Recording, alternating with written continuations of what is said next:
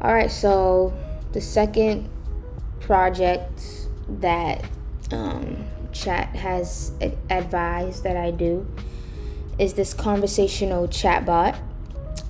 It says that by the end of it, I should have learned these skills: chat UI design, prompt engineering, and multi-turn context handling.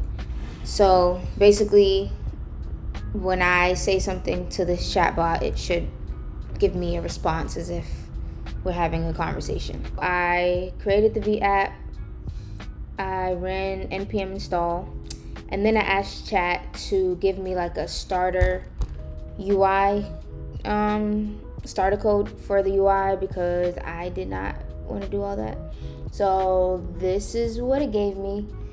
And as you can see, we're off to a great start. Cannot find module or its corresponding type declarations. And what is this? Send. Okay, that's just for the button.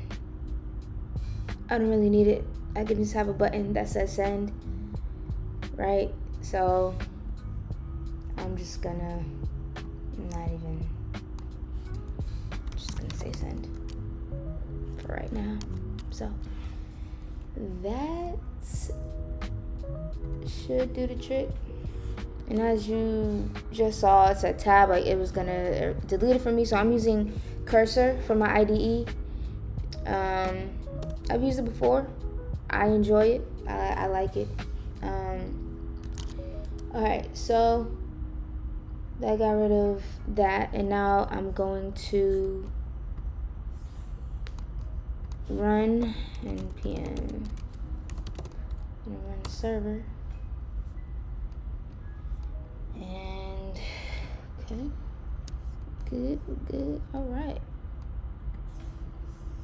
This is what it gave me. Just very simple, input and a button. That's all I need. So next thing I'm gonna do is look at this code, just make sure I understand everything. The first thing I see here is this state variable. Messages make sense why it's here, but I'm not really familiar with the structure. Like, I don't know why it has role, text. I don't understand why it has to even be an object. And then you see here the role is now user when you hit send. So I'm gonna ask. I'm gonna say, good old Cursor. Say, why is messages, I don't know, structured like this? I don't know, why isn't it just a string?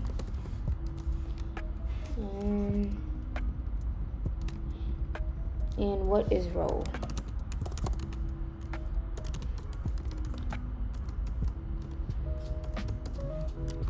And so I'm gonna paste it. As you can see, I copied it and I pasted it, and then it says app.tsx, so that's the file, and then it has the lines that I copied. So now it knows I'm referencing those lines. So let's see what it says. All right, it gave me a lot. Great question. The messages state is structured as an array of objects like that. For some reasons, message attribution, the role property tells us who sent the message, either a user or a bot. Okay. Visual differentiation. Looking at the rendering code, you can see how the role is used to create different visual styles. Okay, so basically it's saying that the other reason is so that like the user messages can appear on the right, the bots will appear on the left. And as you can see here, it says message.role if it's user, justify end, and if it's bot, Just if I start. Okay. I probably, once it's done, will refactor it just so, yeah, I don't typically like to use class thing. Well, for classes, for CSS, I prefer styled components. I just don't like, I'm not a fan, so I'll probably refactor it once it's done, but we'll see. Using objects makes it easy to add more properties later, such as, okay, so we're getting metadata from the messages, and that's why it's structured as an object, so that makes sense. Gotcha. Now I know. All right. Everything looks pretty straightforward to me. The whole idea is I send a message and it responds to me. After this, I am not completely sure what happens after this. Obviously, I have to do something in handle send. In the last project, the AI note summarizer, I used the Gemini API, and yeah, I was able to send my text or my prompt to Gemini, and it summarized what I wrote. So I feel like it will be similar, except like in the prompt, I won't say summarize this. It'll be a question, and I'll send that to Gemini or whatever API I decide to use, and then it will give me a response, and then I'll save that in the variable and keep it going from there, and add it to the array of messages. So I feel like that's how it's supposed to work. I'm gonna try it out. So let's see. Now, how do I actually do that? So before, I had to use the Vite server. So I'm going to try that again. I have to look back to see exactly how to do that. But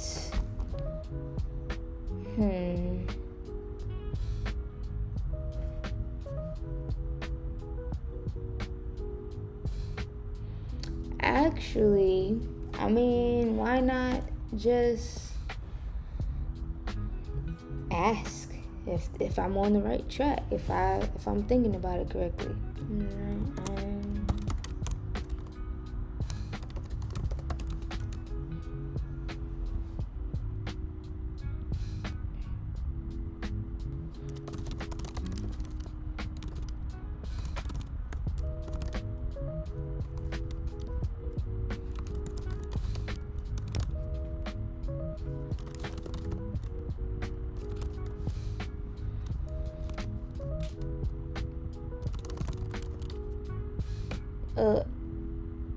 API.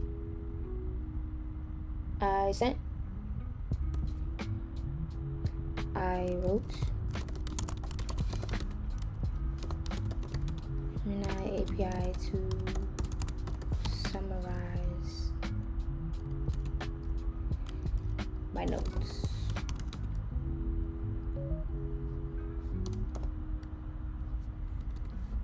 I can say I'm unsure about how to move forward in this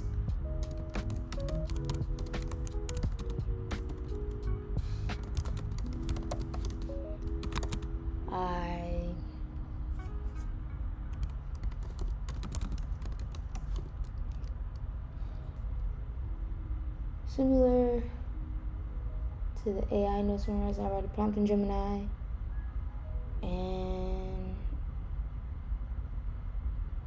I send my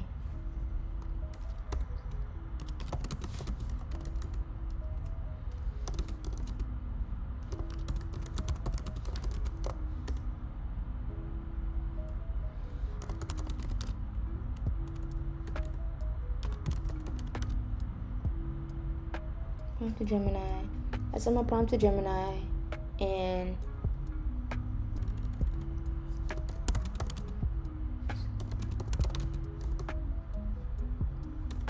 have the bot remember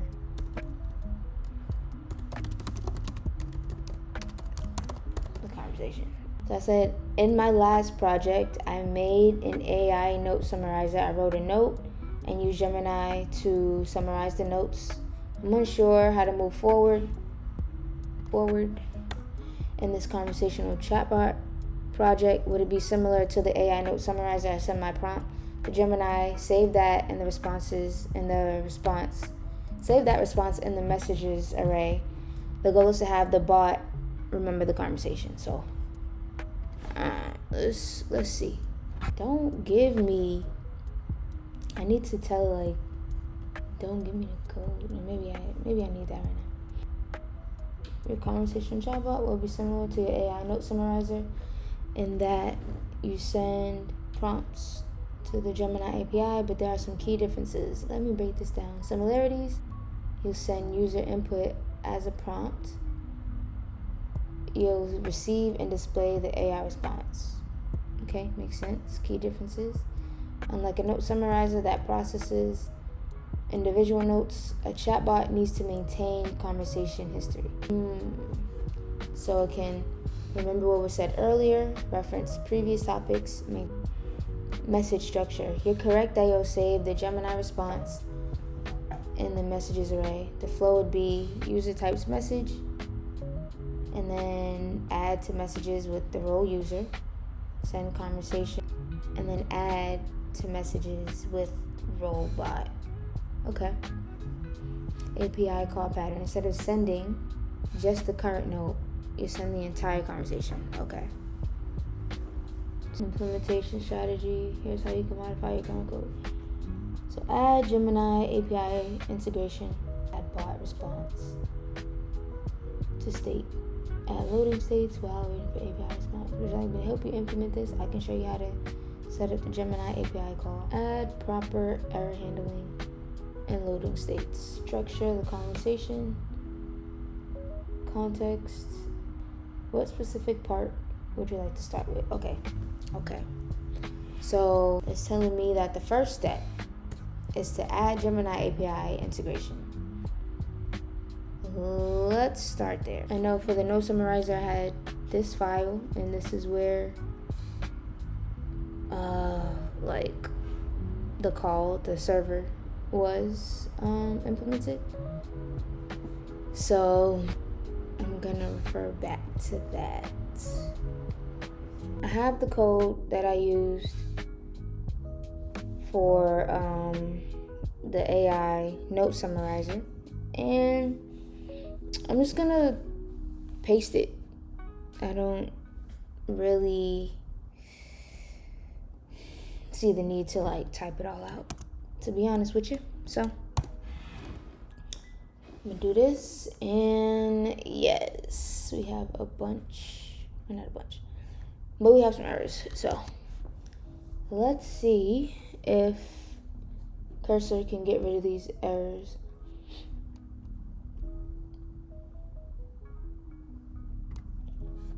I'm gonna say fix in chat. Let's see what it got for me.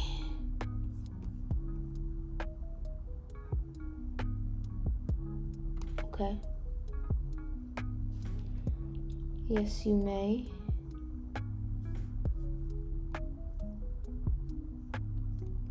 Okay, so that's done. And now we're gonna do that.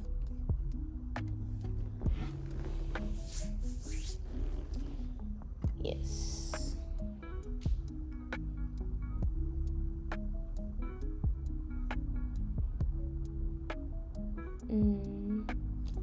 Okay, so what it did was it installed it, and then it says I need to update my file. So the wrong package was installed, so it's suggesting this. So I'm going to keep it, And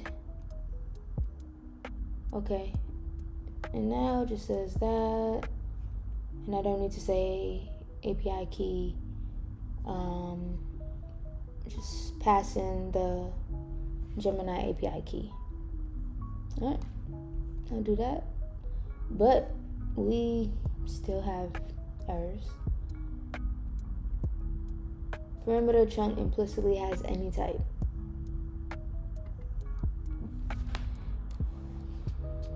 This is what cursor is suggesting, and I'm just gonna do that. And that gets rid of the error. And now it's saying that cannot find name process. Do you need to install type definitions? Maybe. Let's see.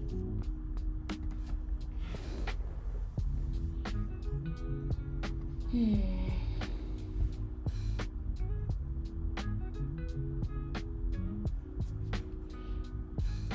at types node. The error is now resolved. The at types node package provides TypeScript type definitions for Node.js, which includes the process global object. Okay. Cool.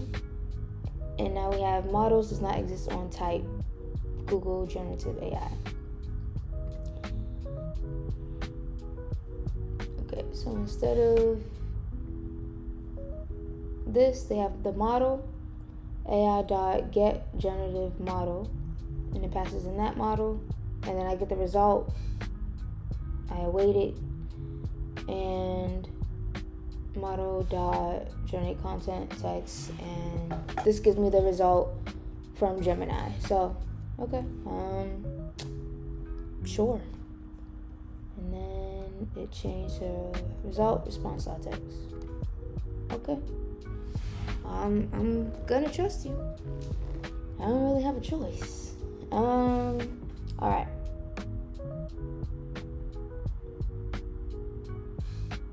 Okay. I think that's good. And I'm just scared to test things out because of the rate limits. So it's like, I don't want to run out. This is what we have. That's the back end. So actually, let me go back to see what they suggested again. All right, implementation strategy. So I think we added the Gemini API integration. Let me ask.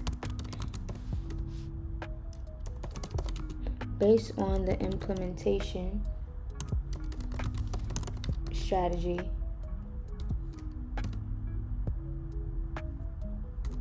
can you check the code to see if step 1 is complete? I modified the v.config.ts file.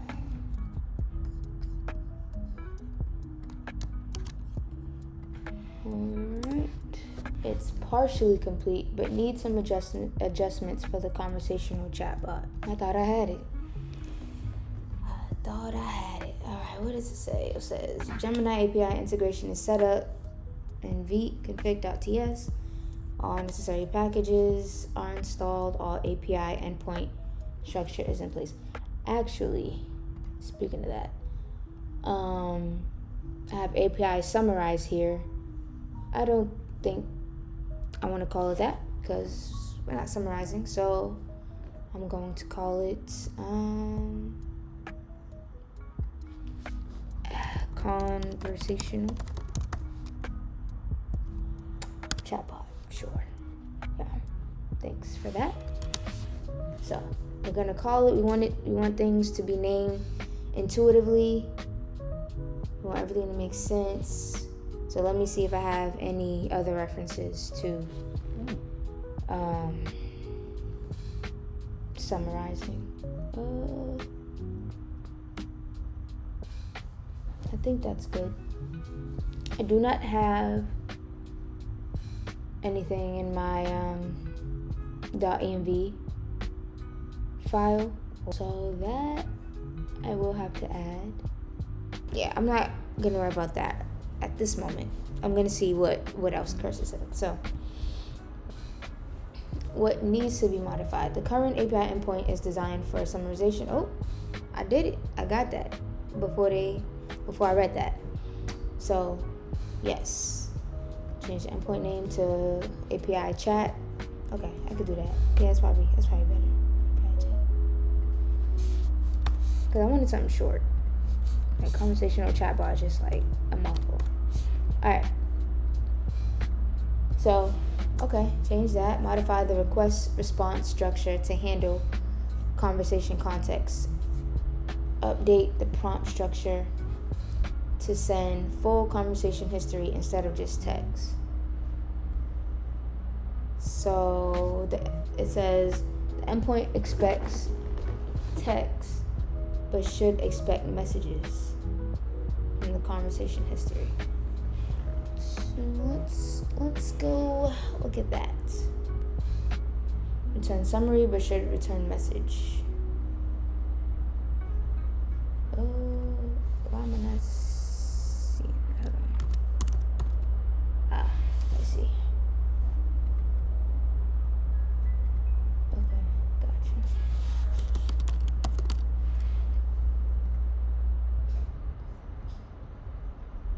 Prompt only sends the context, not the full conversation context.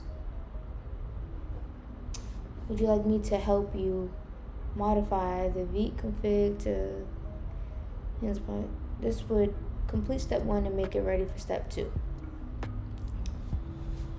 Yeah, I think I'm gonna need some help with that.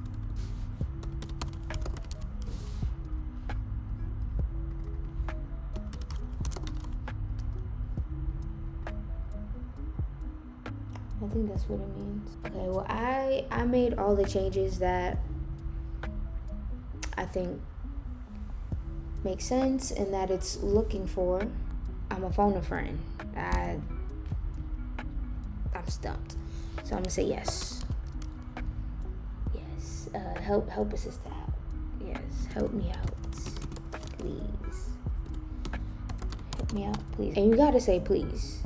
I know what they said about like saying please and thank you, but like you just never know. You never know.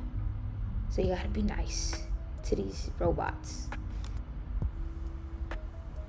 I did start making the changes. I can see I've already started making the changes. Let me help you complete the chat endpoint properly. The current code needs a few adjustments to handle conversation context correctly. So it's showing a to-do list, what it has to do. So it says 1 of 4 done.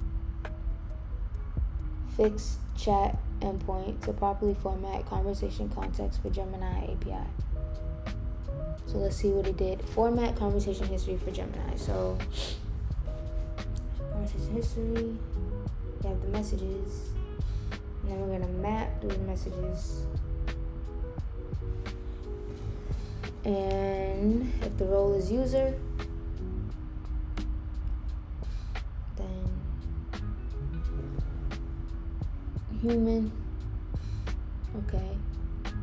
If not, then it's assistant. Message.text. Drawing. Okay, it says format conversation history for Gemini. Okay, conversation history, messages. It says if the role is user, then it's a human. If not, then it's an assistant. And then message.text, it's gonna be whatever the message was. And then the prompt equals conversation history assistant. Okay. I am going to have to ask some questions about this. So for each message, it's gonna look something like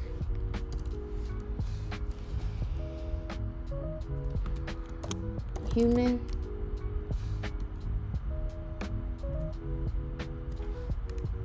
and then I am human. New line. Okay, I see. But I still want to see it. Like, I need to know what they're going for. Cause what? And you show me an example of like what this would look like with actual data.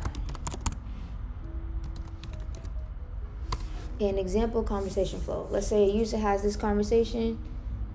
The user messages are, hello, how are you? What's the weather like? Can you help me with coding?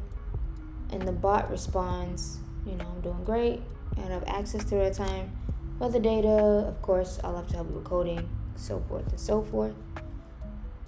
What gets sent to Gemini API. Okay, so this is what is getting sent to Gemini. Okay, got you. So the human, okay. So the conversation history variable would contain all of this. Hello, how are you? And then the assistant's response, and then the human and assistant. Okay. So it's putting all of that together. Okay, got you. I see it. I see it. I get it. The prompt variable would be human. Okay.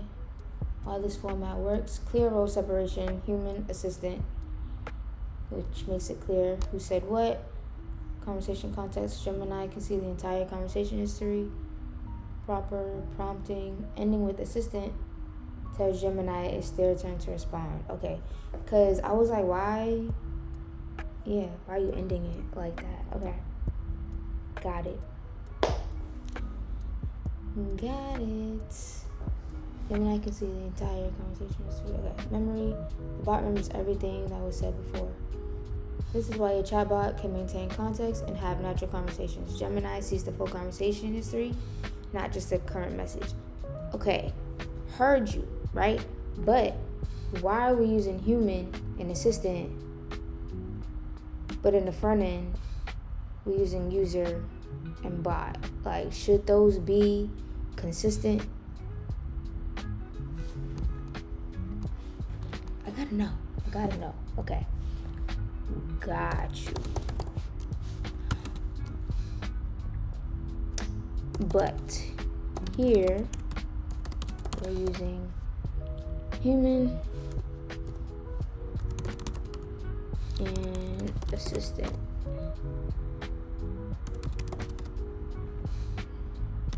Whereas in app, using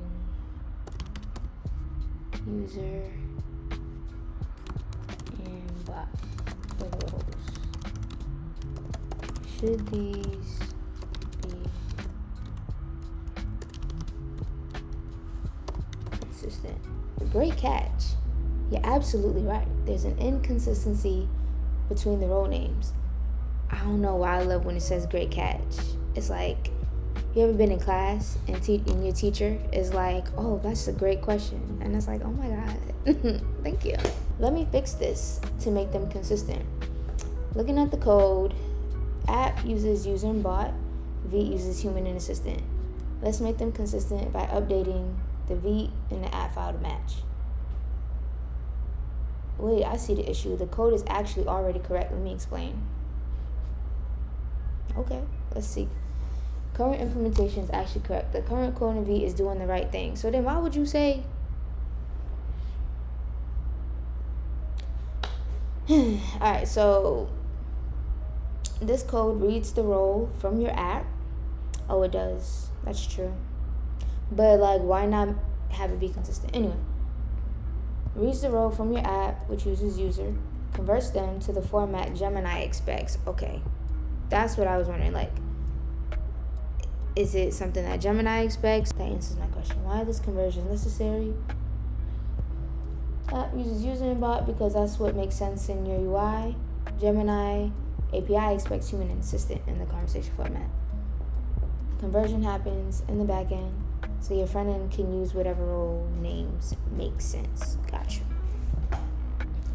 See, I didn't even know that Gemini expected that, so I'm glad I asked. Example with your current code, if your messages array is, role, text, the conversion produces human, hello, assistant. Hi there, got you. This is the correct approach. The roles are consistent within each part of your application, and the conversion happens where it's needed, in the API layer. No changes needed. I mean, that makes sense to me. So, with all that, and fully understanding what in the world they did, I'm gonna accept it. I'm gonna say okay. And then model.generate content. So the prompt is, right, because they said it's going to end with assistant. So the prompt is the whole conversation history. And then the next line is assistant, and it's like, it's your turn. You need to say something. Okay, got you. Okay, yeah. Glad I asked for help, because I would have never got this. Just to make sure I understand, I need to format the conversation history for Gemini. So to do that, we take the messages from the JSON and we, iterate. And where the role is user, we're gonna assign that role on the back end human and put the text with it, and then join them together with the new line. And then for assistant, same thing.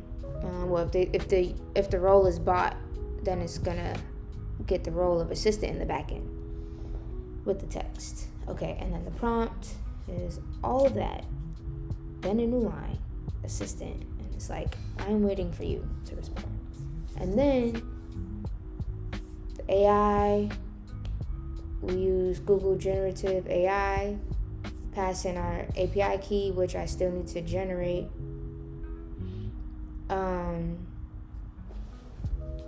And we're using this model. Okay. I think I might use a different model, but we'll keep that for now. Get the result by passing in the prompt. Yeah, okay. To the model. Okay. And then we set our headers and JSON.stringify, the message is the result dot response dot text. Okay, that makes sense. That makes sense to me. But let me write these, because let me write the comments so that next time I probably still won't remember all this. Well, in order, at least I'll know that, okay, I need to get the conversation history, put it all in a nice little JSON string, then new Google Generative AI, pass in, so I need to pass in the key, and then the model, and then the result. And then I say AI.get generative model, decide what model, then I get that result from the model, passing in everything that I want, in this case, the prompt, and then it's going to do what it needs to do. So I'm going to write comments for each line, get First of all, generate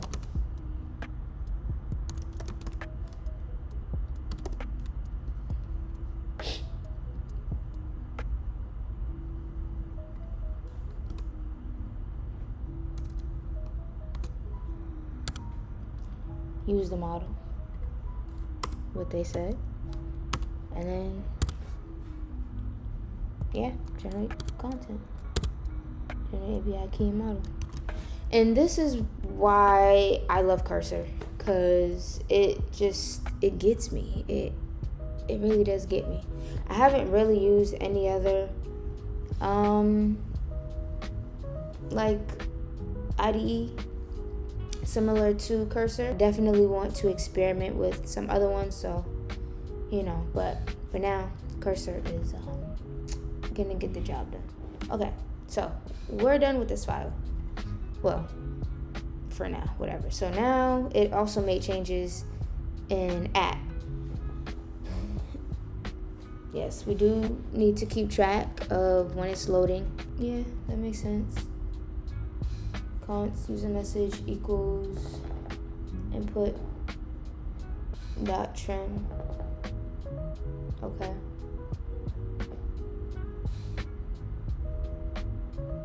Yes, that makes sense. Set input when you handle send. We're gonna set input. We're gonna clear that. So, yes, makes sense. Add user message immediately. Const update messages.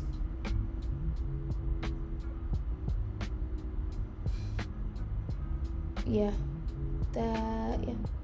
makes sense. So we're gonna get all the messages that already exist, and then add the new one that we just wrote.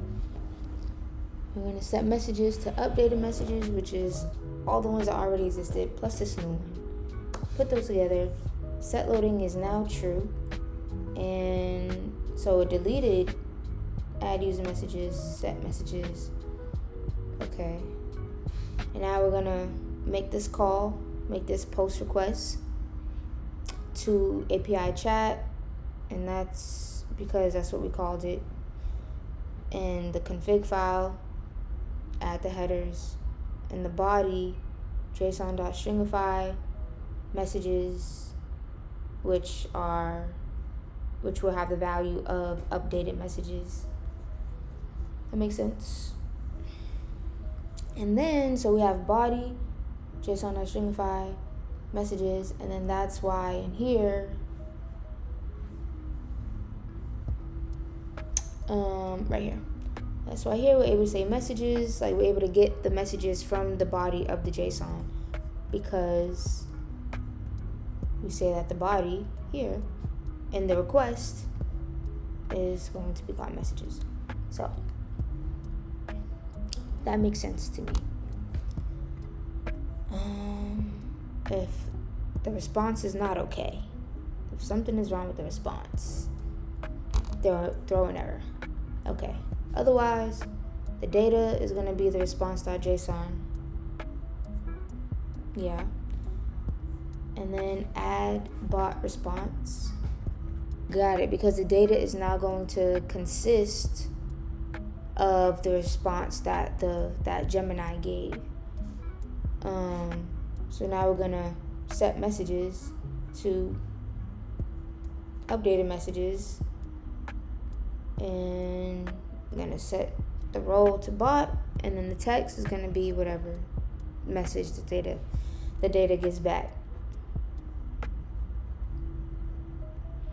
And then if there's an error, it's going to say, sorry, I encountered an error. Please try again. And after all this, whether it passes or fails, is successful or not, set loading is going to be false. Let me see what they added. Yeah. It looks like they added like a loading indicator, which is great for the UX. Always great to get feedback when your data is loading. So that's great. Yes, this looks good. The button should be disabled when it's loading. When it's loading, the cursor is not allowed, which makes sense. You shouldn't be able to click it when it's loading. So again, this is just all like, to make it a great user experience. So I'm with it. The biggest thing to take away from the changes that were made is this part. When I hit send, I want to get the input, the user message, whatever was typed in. I want to get that, clear it. Then I want to now add that to the messages array. So I do that by doing this, saying updated messages, and then I'm just adding this new thing, set messages to that. Great. Now I make this post request to API chat with the body of all of the messages, so the updated messages. And then if it's not okay, it throws an error. If it is okay, the data is the response that I get back. And now, after the response, I get that response back, I have to now update the messages again with the bot's response. And it makes sense, with the help of chat. I will have to do this again on my own to make sure that I fully understand all the steps that need to be taken. But the next thing that I have to do is generate an API key. So I'm gonna make a .env file. I'm gonna make sure I put that in getIgnore, because you will not get me. So yeah, I think I'm just gonna put it here. Boom. So basically I put it in getIgnore because an API key is sensitive information, and that is not something that I want to commit and then push to GitHub and now everybody can see it. And it's like the file doesn't even exist for real, at least not to the public. I'm gonna go on the Gemini site, get API key. One question I have is, so I already generated one for my last project. Do I need to generate new ones for every single project, or can I use the same one? And guess what I'm gonna do?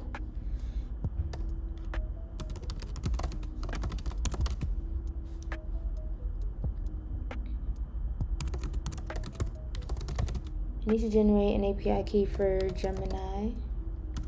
I already have one from my last project. Do I need a new one for every project?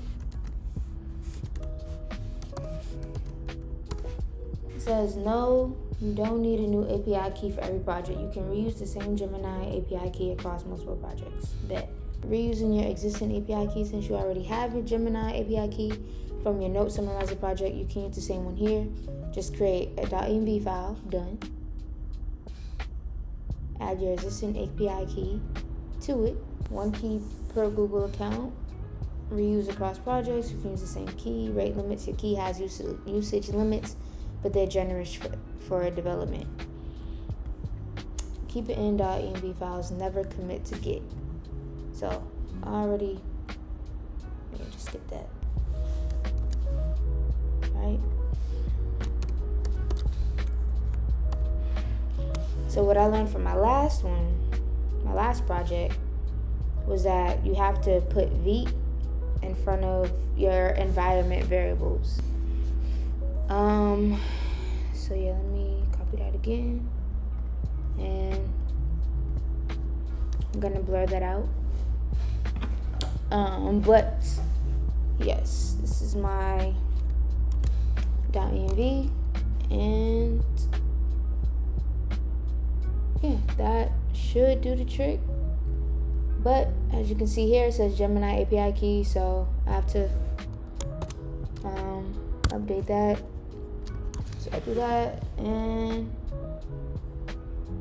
that should give me what I expect, what I want as far as the API key. So now I'm gonna log it to make sure that I'm getting that value. And all right, let's see. Just make sure. I like to put a string because the string will always show up. Even if the value doesn't, the string will. So I know that if I see API key, I should see a value. So let's try it, shall we? Let's try something.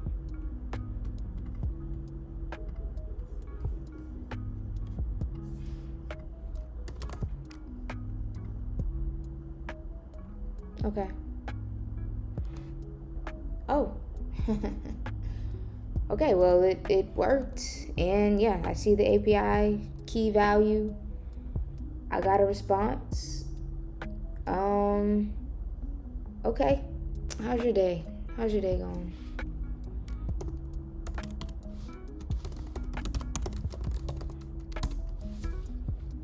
My day's going well, thank you for asking. As a large language model, I don't experience days in the same way humans do.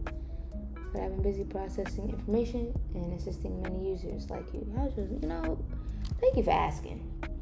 I appreciate that. Mine is pretty good. Like, I had a good day.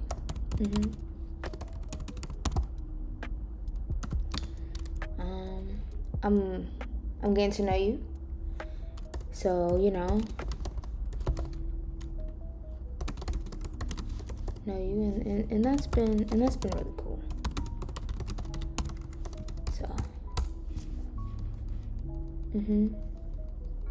yeah.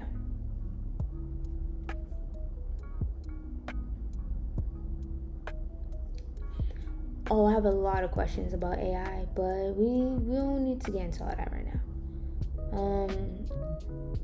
Yeah, but this is great. It's working. We're conversing, and I think that's it. Take this out. I do not need that anymore. It said modify the handle send function to add user to the state, send full conversation, add bot response to state, which I believe it does, add loading states, and yeah, so it works, and that's great. But I didn't really write much of it, which is fine because this is my first time being introduced to it. So now I understand the steps that I need to take. Well, first of all, before I do any of that, it works. So let me commit my code.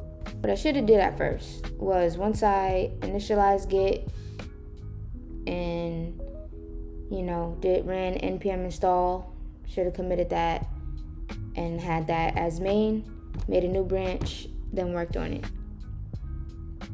I will do that next time. But all the new files and the files that I modified are all in one. And so what I typically like to do is look at each file that is going to be committed and look at the changes, make sure all the changes look good, make sure that I'm not leaving any console logs or unused variables behind, clean up all that stuff and then commit it. But anyway, so I'm going to stage these changes, and I like to use my terminal actually. So once I verify all the files, I stage the changes, then I go to my terminal and I do git commit -n. I'm gonna say Chatbot works. And I don't need two quotes at the end. And then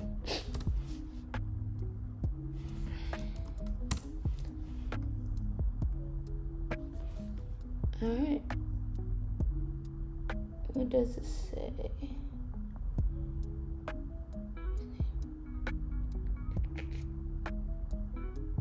Get pull, and if you wish to set tracking permission for experience, you can do so. Origin main. Get pull origin main.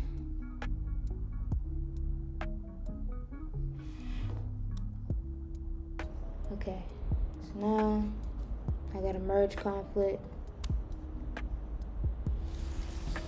Yeah, I don't want all this. I just want the current change. But right now, I will update my README. It will be more detailed.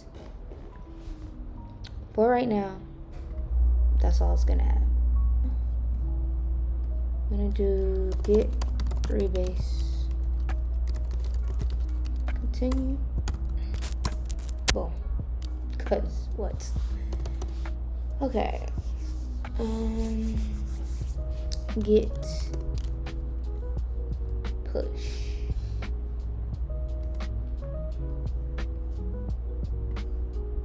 Man, I'll configure it later so that I can just do get push. But okay, I pushed it. Now let me make sure that it all looks good. Looks good to me.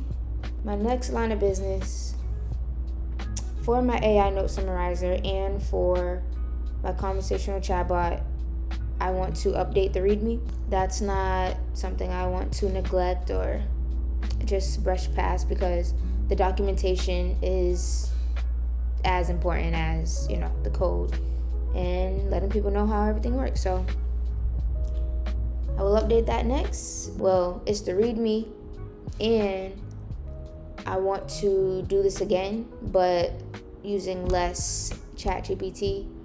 And so if I can do that, then that will let me know, okay, I understand it, and I can move on to the next one. Because I don't want to move on and I'm still relying heavily on chat. I'm gonna do this again, or maybe I'll have chat give me something similar just so I can do it myself and, make sure that I got it locked in. I hope you learned something. I definitely did. No matter what you learn, as long as you didn't know it yesterday and you know it today, that's a win. A win is a win. A win is a win. So I'll take it. But yeah, that's it for me. I'll see you in the next one.